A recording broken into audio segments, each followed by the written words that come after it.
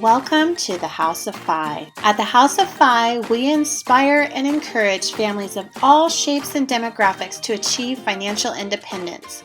Here, we teach you to become debt-free, build wealth, and increase your income.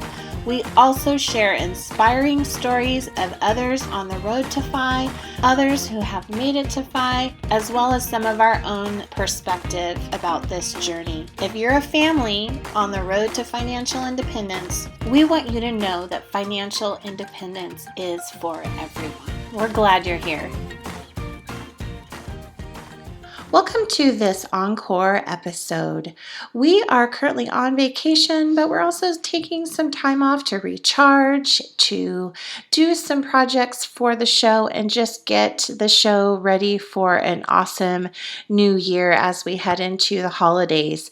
This next episode is one that we have handpicked for you. It's super inspiring. We hope that you enjoy it. If you have not heard it before, stay tuned. You're going to love it. And if you have, well, it's a good one to listen to again. Lots of really good gems in there.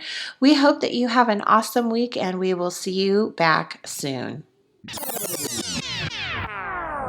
Welcome back, House of Five family. And if you're new here, thank you for stopping by. I'm your host, Wendy, and next to me is my better half, Curtis.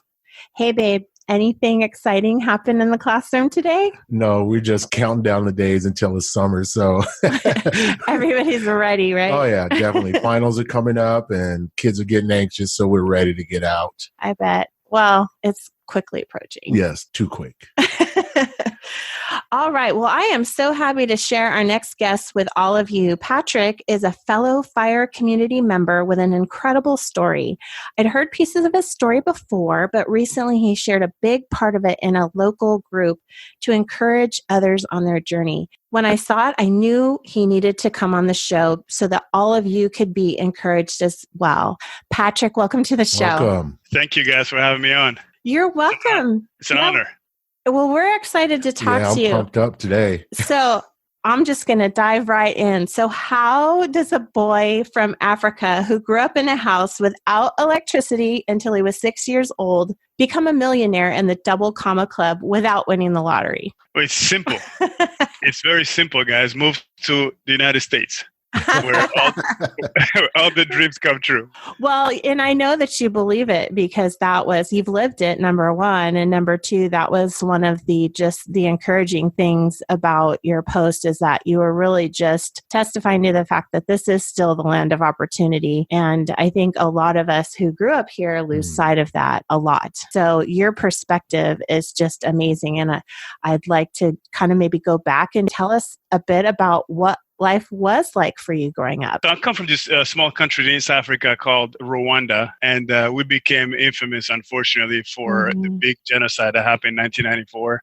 Right. Where 1 million people, some of my family members, uncle, aunts, were basically massacred in a span of 3 months. But growing up there, though, was to me, it was unbelievable. It was great. And I had a great life. My mother gave my sister and I a great life. And we had a great time growing up, doing all the stuff that kids do. Right. Without any worry in life, really. So my mother was basically our anchor. And you talked a little bit about when you were sharing your story, about not having electricity until you were 6 and then not having a TV until you were 12, but you had this dream about the United States. How did that come to fruition? So basically, just to summarize my youth, when I was still a baby, child, I think I was about 1 when my father passed. So at that point, my mother basically had to wear 2 hats at the same time. And so she wasn't working before that. And then she quickly got a job as a bank teller. And then she moved to my grandpa's house. And then my grandpa actually built her house. The house that I posted on that Choose FI is actually the house that my grandpa built for us, so we can be close to him. And yes, so we moved into it, like next to my grandpa, so he can help out a little bit as well. So my mom had to take a job and really basically get in gear to make sure that she could provide for us. So for us growing up, not having electricity was not a big deal because not many people around us had electricity. So it was just a way of life. Like I remember like going to all of my aunts and uncles' homes, and not many of us had electricity. We only had one uncle who was, we call him the rich uncle. And yeah, he had all the toys. We always would fight to go hang out, spend a weekend at their home because they had a TV. But for us, not having electricity wasn't really because we didn't know any better. So Right. it's not like it was something that we missed out on. When did you kind of just become aware then of how life was different in America? So continuing the story about my youth growing up in Africa is, we had no material stuff, but so we had to make our own toys. As an example, all of us play soccer, and we will make our own soccer ball from leaves and plastic bags, and just play as kids. And then we didn't have a car, so mom would walk us to the school and come and get us out to school as well. And I don't remember that story, but my mom always says that she remembers walking us back from school, because school in Africa would end early because you get too hot in the afternoon to go to class because we didn't have AC. Mm-hmm. So my mother, growing up, she was the queen of side hustle, and that's what's so funny about our community, because she probably is the godmother of side hustles, because she started that way back when in the 70s in Africa. So she knew her work as a bank teller wouldn't be enough to cover our expenses. So she started basically having side hustles. And in Africa is basically because import export, because everything was imported back then into our country from Dubai or Europe. So a lot of people would start side businesses, like basically selling secondhand clothes or whatever would come, so you basically buy a piece of that container and then just sell it to somebody else. So my mom started doing things like that, and started getting more money coming in. And that's when we moved from our little house that we had into a better house with electricity. And yes. So, and then at that point, I was, I believe I was about 12 when that happened. When we would go to my rich uncle's house, we would watch TV because he had TV. Even though nobody had cable, we basically watched like VHS tapes of shows. Yes, shows that would be sent from Europe. So that's when we started seeing all these shows about the United States, about how life was here, the white picket fence and all that. And we're like, so we started dreaming. We're like, wow, like look how they live. It would be awesome to be able to experience that. So, I always tell people, like, my dream was to growing up was to have a barbecue grill. That was like a big dream for me. So that's when you basically when you grow up in Africa in a poor country, for us dreaming big was not the US. The US for us was too big of a dream to achieve. So our dream was because Rwanda was colonized by Belgium.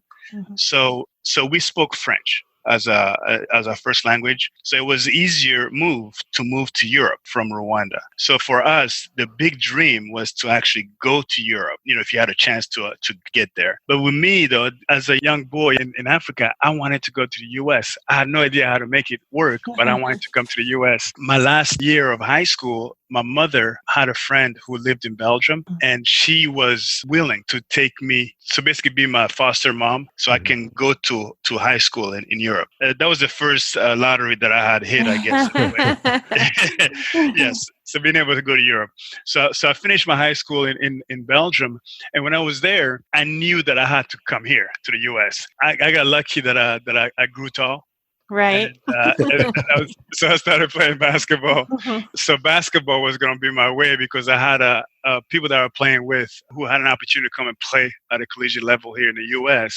And I was practicing with them, and they kept telling me, it's like, yeah, you if you keep working hard, you have the ability to come and play in college. And then if you're lucky enough, after 4 years of playing in the U.S., you can go back to Europe and play at a professional level. So that was my dream, was to, if I can go to the U.S., play basketball, then I can come back to Europe and make a living playing basketball. So I had a chance to come here to the U.S. after high school to play basketball. And then my sophomore year, so I was raw, I was skinny. I always remember that. I'm 6'5". When I came here, I weigh about 155 pounds. Oh my goodness. And So I would play against these big American guys that were like 200 plus pounds, and it was not a fair match.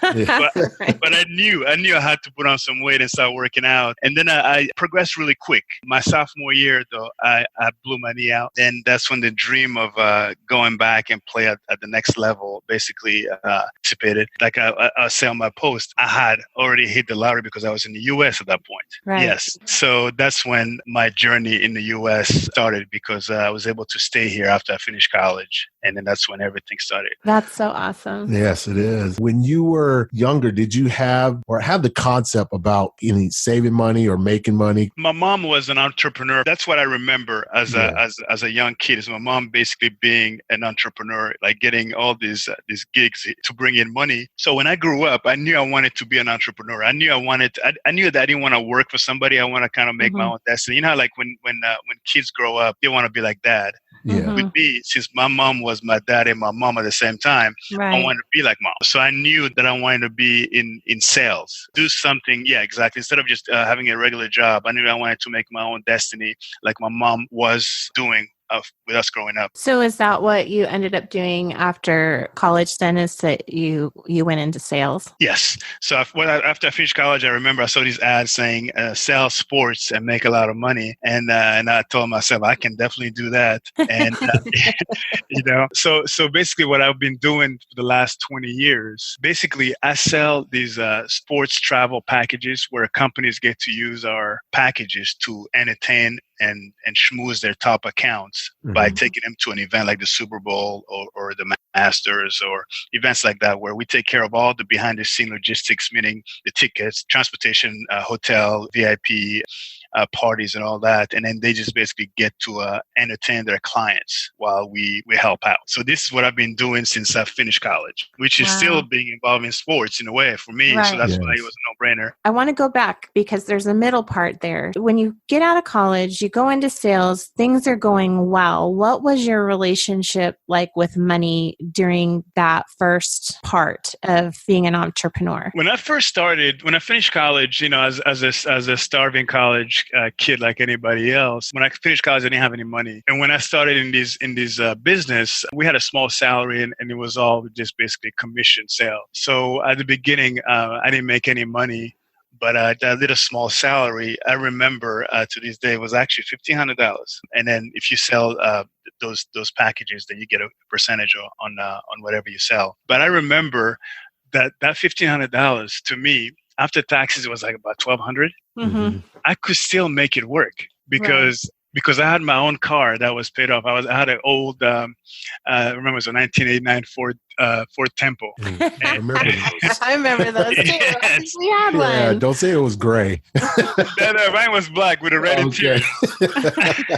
And I remember, so I bought it for like $2,000-$3,000 then. So it was paid off, and I was able to find a room to rent for. I was paying, I believe it was $175 a month. So after all my expenses, that $1,500, I was left with some money. So like I always kid with people in our community that I was Mr. Money Mustache before Mr. Money Mustache, because I could make it work at $1,500. But then the problem was that when I started making money, like making the sales and getting commissions, then money started flowing in, and then it was flowing back out. So I became successful really quick.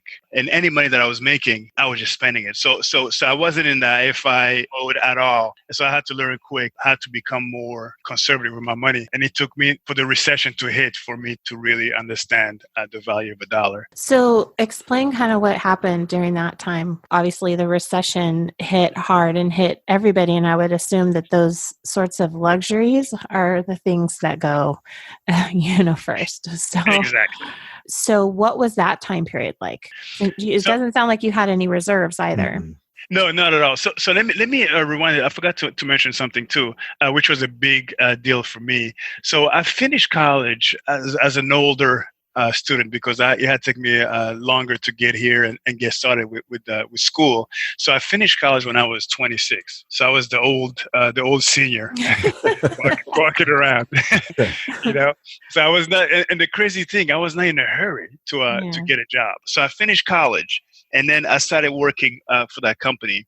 And then I worked for about 3 companies. So I got recruited by another company to in the same industry, which was a better company. And then after 3 companies, 4 years later, I actually started my own business in the same industry. So, and that's why I always tell people, America is definitely a land of opportunity, because I would never have had the opportunity, even think about starting my own business 4 years after college, because it doesn't happen in Europe or even in Africa. So you have to pay your dues, work for somebody, and then people have they have that one track mind where they don't think about working for themselves. It's all about working for somebody. So that was a big my first big dream was basically 4 years into my working life. I had learned the sales and also how to put the packages together. This brother, CEO of this big company, was a client of mine who basically, he was a huge sports buff like myself. One day I told him that I was thinking about starting my own gig, and he was all in. He was like, "Oh, I'm all in, man. Like, I want to be a partner. Let me know how much you need, and then I'll help you out." So let's put a plan together and let's talk. Wow. And yes, and that's how I started my first business 4 years after I finished college, because I had help from a client of mine who saw the opportunity and wanted to be a part of it. That's so great. Yeah. Yes. So back then you got to the point where you said that you had no concept of savings, but there's little pieces in there that for you to buy your own car, for you to start your own business, you had a little bit of knowledge of how to keep money for what you needed to go forward. Yes. At a young age, I started doing spreadsheets. Oh. And yes. So I'm the king of spreadsheets. Fellow spreadsheet lover. Yes. So people always laugh at me because for the longest time, and I still do it now, but now that you have like the smartphones, but for the longest time, I always walked around with a calculator. Uh-huh. I always had a calculator, and people were like, "What are you doing, man?" It's like, "Yeah, I got to punch some numbers. So I was always thinking about how to. It wasn't really saving, but how to make everything work. So when I started my company, I basically became successful real quick. Yeah. So we didn't expect that success that fast. And at that time, I wasn't saving really. I was living the high life. Like I remember the new Mercedes came out, and I had to have it. And it was yes, it was the new. I don't know if you remember, Curtis, those Mercedes CLS 500. Yes, I do. Yes.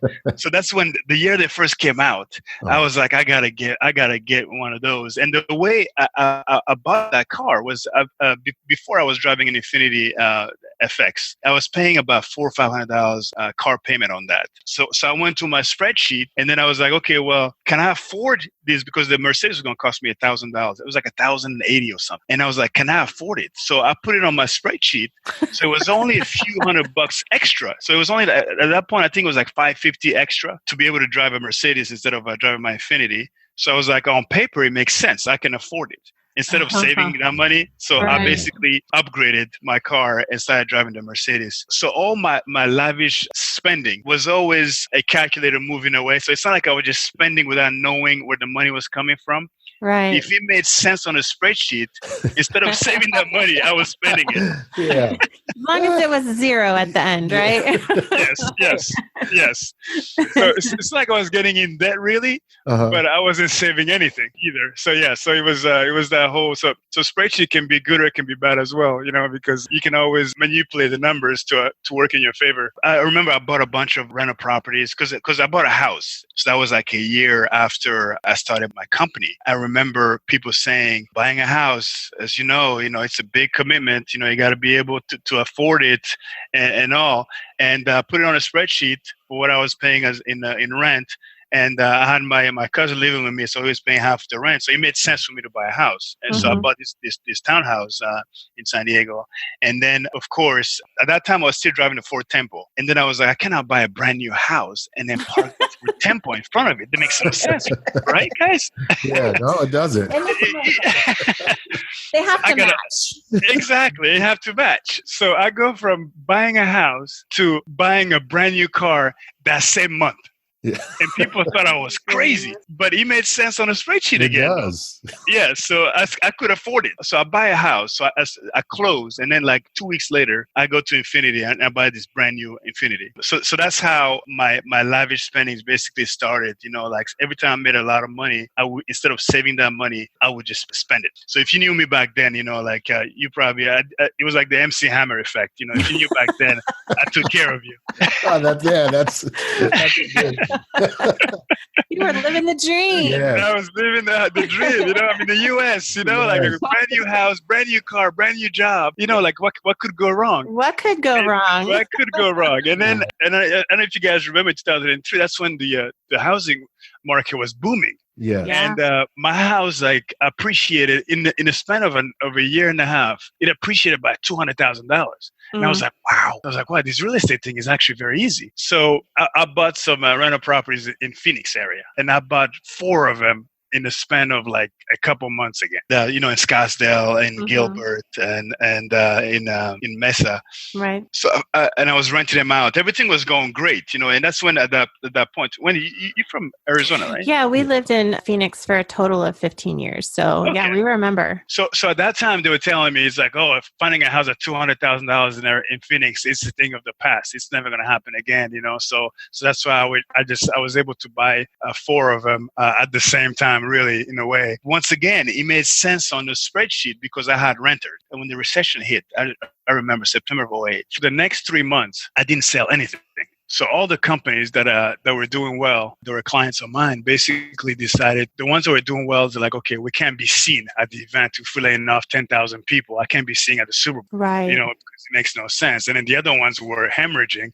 Like I always tell people, my biggest account was AIG back then. Oh. And yes, and they were spending a lot of money schmoozing their clients, and all the companies basically stopped doing it. Right. So for the span of 3 months, I didn't sell anything, and I had a bunch of salespeople working for me. I had a whole team. So I was paying out salaries and all the overhead costs, but no money was coming in.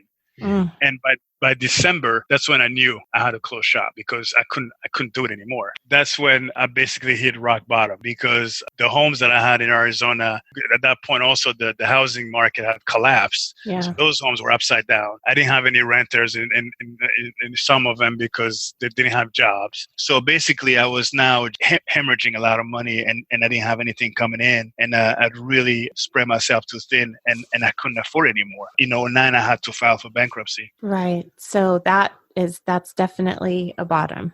Yeah, you went through every phase. Exactly. Yes. I can advise people on things because I've lived through it all. So in 2009, when I filed for bankruptcy, that's when my journey really started, because I don't know if you guys know, but when you file for bankruptcy, they tell you you have to take a class. Right. That basically, it's kind of a class that do you know what just happened to you, and that you're going to learn from your mistakes. Yeah, I practiced bankruptcy. So, you're unique though, because you really took the classes to heart. Yes. And so not everybody does. Exactly. And I remember my lawyer telling me that, some people get it, and then some people are back here within a few years. I think it's like 7 or 8. Yes. Just take this class online, and then hopefully it'll mark your life. It'll change your life because you're going to understand the value of a dollar. And to me, that class, I really took it to heart. So, and of course, my credit was terrible at that point. I couldn't finance anything. But I started listening to Dave Ramsey, and he kept preaching cash is king. That really, really took that cash is king. He kept saying, I guess he went through the same thing too. Right, he did. He had a bunch of real estate and then went bankrupt also. And then from that point on, he didn't want any credit. And from 2009 on, that's what happened with me as well, where I couldn't get any credit either, but I didn't want any. What did you do then? What did you do for income during that time frame? So because that's another hack, because I see a lot of people who are self-employed. So I was an LLC and I filed as an S corp. And so if you're a corporation, and that means you're paying into unemployment. When you out of a job, you basically can collect unemployment, and you cannot do that if you're a sole proprietor, or if you're not a corporation, you don't pay into unemployment insurance, so therefore you can't collect it. So that helped me out a lot because I had paid into it all those years. I was getting a check for a few months. Did you have a plan for what was going to be next? No, I did not have a plan. I didn't think I was going to stay in the same industry. I thought that I've done that, it was nice while it lasted, but now down. Let me think about what my next move is. One of my sales guy, he started his own company in '09. So I had told all my salespeople, I was like, okay, you guys can go do whatever you want. If you want to stay in the business, you can do that. But please don't call my existing accounts because I still know if I want to get back in the business. And of course, they called them. So I thought I would take a few months off just to kind of recalibrate my life and see what was next for me. So I had to jump in the same industry because they didn't give me a choice. Because so I was getting emails and calls from my old account saying, oh, I just got a call from so-and-so. So I guess he started his own business or he's working for somebody else calling on the old accounts because I didn't know if I want to stay back or go back in the same industry. But I knew if I wanted to go back in there, I couldn't wait too long because all my clients are going to be taken. Right. My We'll go old to other accounts. people. Yeah, exactly. So that kind of expedited me starting another the similar company, but at a lower scale where I didn't have any sales team. I was outsourcing my event planning staff and basically I was the sole sales person. You still have that business? Yes, that's what I do still now. Yes. You continue to run it that way now? Yes. I actually just celebrated my 10th year. So in a way, I want to say that my colleagues or employees, they kind of helped me out in a way, making my decision because I had to jump in right away. Right. And in '09, the economy had started recovering. So people started buying packages again. Right. And at that point, I knew I was going to do it differently instead of growing too fast. And also, what I always tell a lot of people too is when you start your own business, you have to have a good account. Yeah. Because without a good account, then something is going to be lost in translation. You're going to lose money and you're not going to be successful. So my first account that I had with the old company was horrible. And he gave me bad advices and also that also helped the demise of the company in a way. So you get back in the business, things turn around, you're doing well. You had listened to Dave Ramsey and taken his lessons to heart. Did you have any other knowledge at that point of the FIRE movement or the financial independence community? Not at all. It was just Dave Ramsey. And then when you start listening to Dave Ramsey and then other people pop up, then I started listening. I heard about J.D. Roth and I started reading his blog. And then from reading his blog, I discovered The Mad Scientist. And then by listening to his podcast, it was the first podcast I ever listened to, was The Mad Scientist. And then from there, I discovered Mr. Money Mustache and all the other guests that he had on his podcast. And that's when the FI journey for me started. And The Mad Scientist was the first podcast I ever listened to as well. Really? He was my first contact with financial independence community. Blew my mind. I have a funny story about meeting the Mad Scientist because the FinCon in 2016 was in San Diego. Yep. So since it was in San Diego, it was easy for me to go check it out. Talk to PT Money, and he gave me a pass to go to one on Wednesday before the conference started. There was a little meetup with everybody, and I remember going to that meetup. I first met J.D. Roth. And he was such a nice guy, and he started introducing me to everybody. And I asked JD, I was like, "Do you know the Mad Scientist?" And he says, "Yes, I know him." He's like, "He's actually here somewhere." I was like, "No, is he?" and then I was like, "I gotta meet him. And then he introduced me to Brandon. I was starstruck, and you guys have to know that what I do, I get to meet a lot of sports celebrities and movie stars, so I don't really get starstruck that often. So when I met Brandon, I was like, "Dude, you have no idea, man. Can I take a picture with you?" and his wife was laughing, cracking up. He's like, "What do you mean take a picture with him? He's a nobody." And I was like, "Dude, this guy is my idol. You have no idea." And so even to this day, we always talk about it with Brandon, how basically I had to take a picture with the Mad Scientist, and he made my day, my whole year at that point, So that's when I met everybody at that conference. But the whole FI, though, by listening to the Mad Scientist, I started reading Mr. Money Mustache, and then all that started to make sense for me. What was the groundbreaking thing that you learned to get you directly onto that path? I think the biggest thing for me was how you don't have to do it just the way our parents did it, or the last generation did it. And to me, that was the big thing. Is like don't just be the herd, don't just follow the norm because everybody else does it this way, then I'm going to do it this way too because that's how it's done. And before that, I've always thought I was different. That's when I was able to start my business 4 years after college. A lot of people don't do that. So I just wanted to. So at that point, I feel like I was breaking the trend, or like I wasn't really following the norm in that aspect. So I knew that all the stuff that I had done in my past was different than the average way of thinking. So when I started listening to all the great minds in the FI movement, it made sense to me. What is your life like now? Because it's very idyllic to me. Every time you post pictures, I'm so green. So basically, I've hit FI. I've hit FI in 2017. Going to all the calculators and spreadsheets. My passive income was able to cover all my expenses, personal expenses.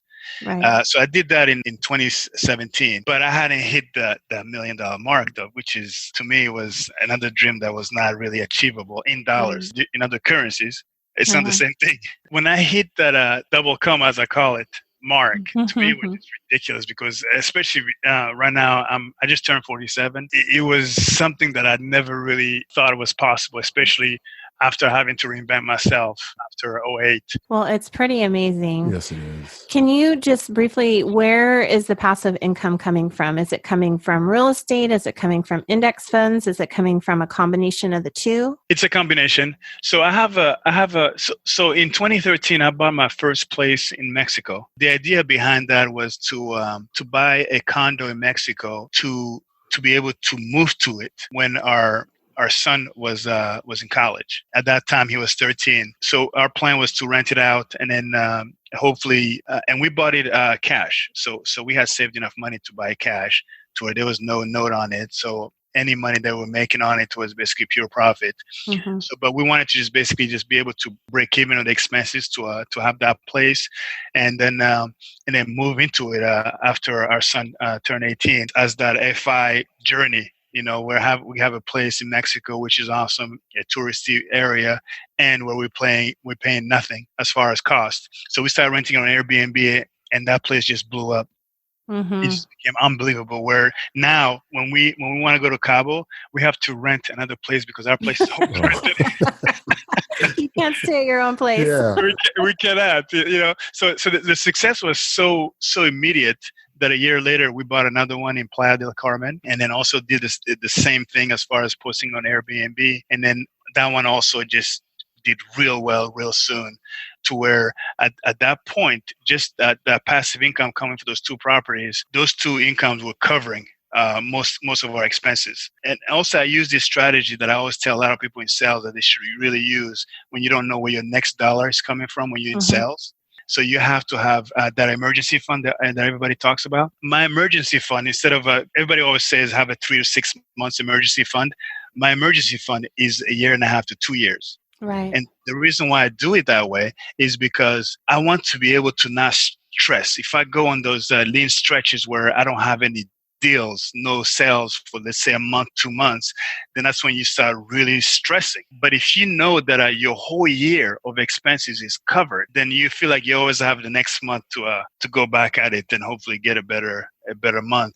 So I have a 1.5 to 2 year emergency fund. So basically my whole year, let's say like right now, 2019 is already, like all my expenses for 2019 are already in a liquid account that I just use to pay all my expenses. Rent and everything else.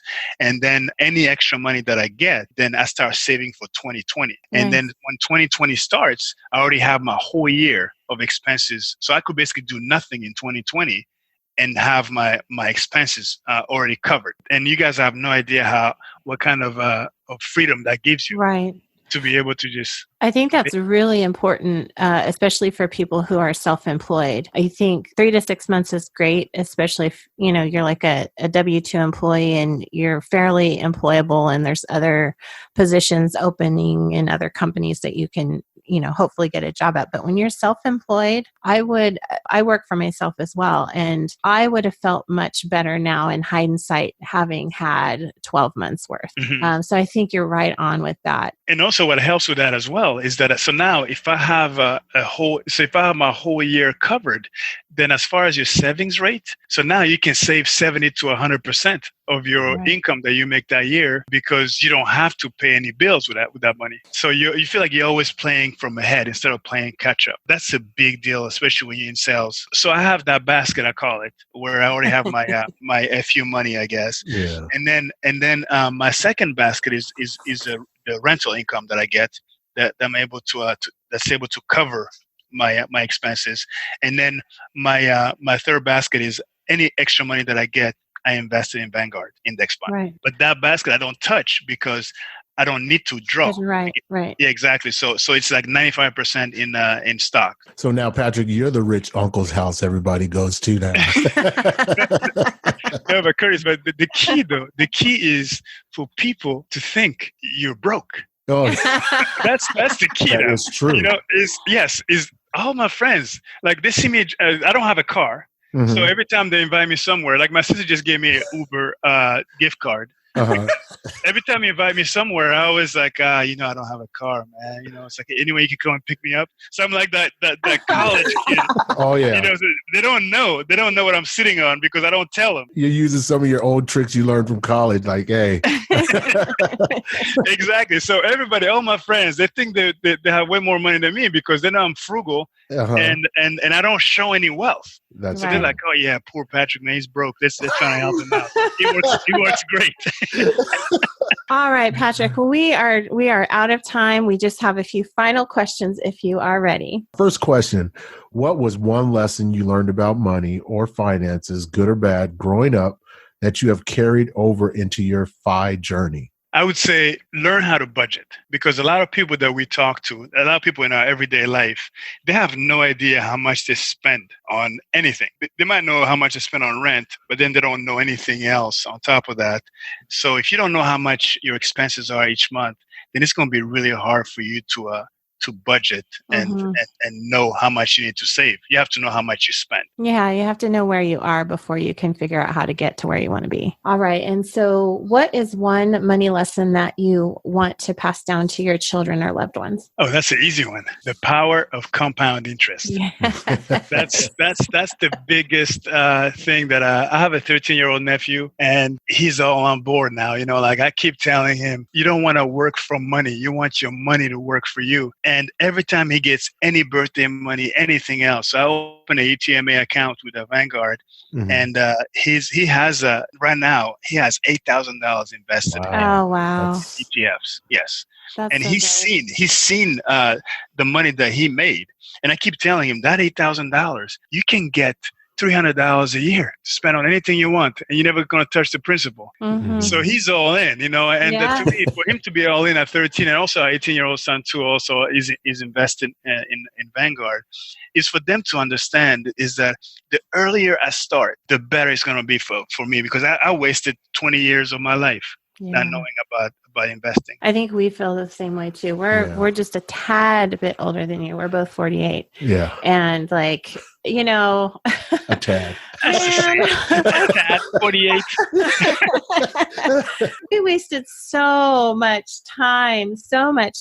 I love your story. You're such an awesome guy. Yes. Your smile is amazing. I love seeing you at the meetups. So I hope to see you soon. She's over here with the smile. See, Curtis. when are you going to bring the big man around, though? Oh, I'll be around. You all need to give him some pressure. He needs to come to these meetups too. He's the social butterfly, not me. Most of the time I'm watching the kids. So when she goes out, and I have to watch the remainder of the kids. So that's the only time I don't get to go. Excuses.